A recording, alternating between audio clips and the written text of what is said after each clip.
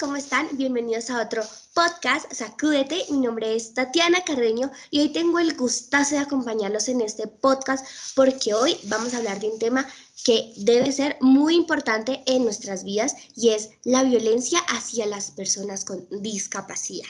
Yolanda, bienvenida. Muchísimas gracias por aceptar esta invitación a nuestro podcast. Y para empezar, quisiera preguntarte un poco sobre precisamente en qué situaciones podemos reconocer cuando una persona con discapacidad está sufriendo de violencia. Quiero que nos cuentes un poquito.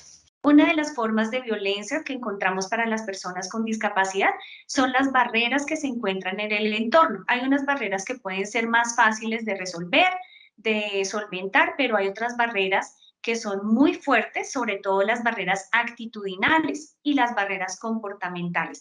Y allí encontramos una forma de generar violencias y actos violentos para las personas con discapacidad.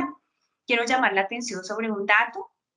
Las niñas y los niños con discapacidad son 4 veces más violentados que las niñas y los niños sin discapacidad.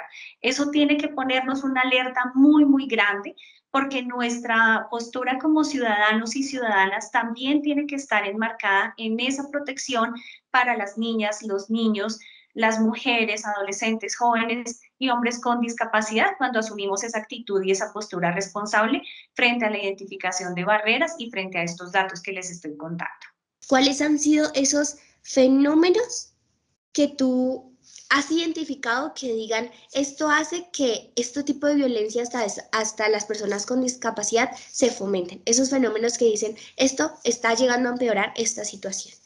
De acuerdo, mira, está identificado también en los estudios realizados internacionalmente y es que una de las variables más importantes es justamente el desconocimiento que hay frente a la discapacidad, los prejuicios, los estereotipos y las representaciones sociales que tenemos frente a las personas con discapacidad.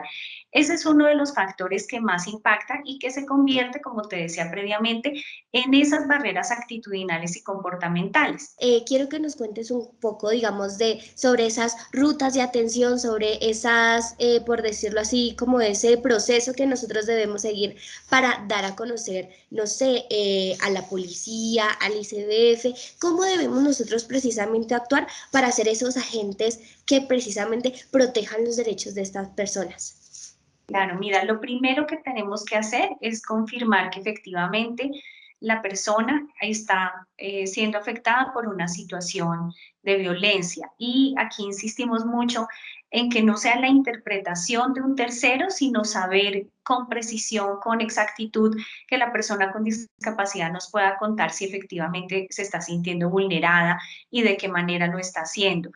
En este punto es muy importante que nosotros conozcamos y reconozcamos a las personas con discapacidad, especialmente aquellas personas que tienen un compromiso a nivel de comunicación expresiva. ¿Qué es importante allí, Tatiana? Es que sigamos las rutas que están establecidas para las niñas, niños y adolescentes sin discapacidad. Es decir, aquí no hay una diferencia y eso hace parte justamente de las condiciones de igualdad y equidad, y es que como reconocemos que antes de su discapacidad son sujetos de derechos, son niños, niñas y adolescentes, de inmediato tenemos que alertar en las rutas que están establecidas, de allí se determinará efectivamente si convocamos o se hace un llamado directamente al ICBF para que se haga la activación de la ruta pertinente y de allí todas las instancias que correspondan para atender cada una de las situaciones de manera particular y específica. Quiero en serio agradecerte a ti por esa gran labor que haces y pues por hoy contarnos todo el trabajo que haces. Muchísimas gracias.